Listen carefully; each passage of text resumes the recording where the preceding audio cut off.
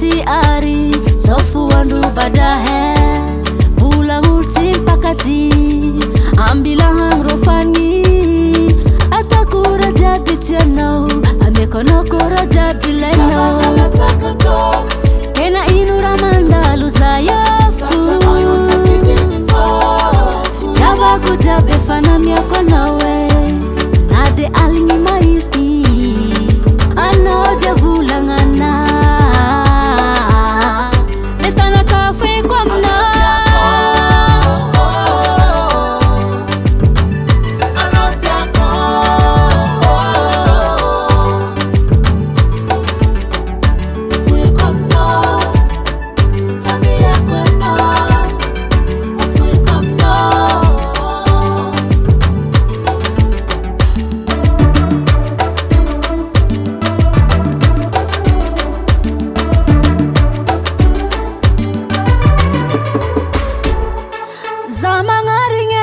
mangaring komisi meta mitikarwe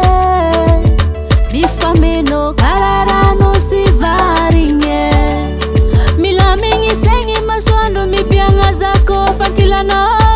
sisi mauri fafeno samaranga tiktiki lavaza maitano amafini yade itakumevanga kono fayo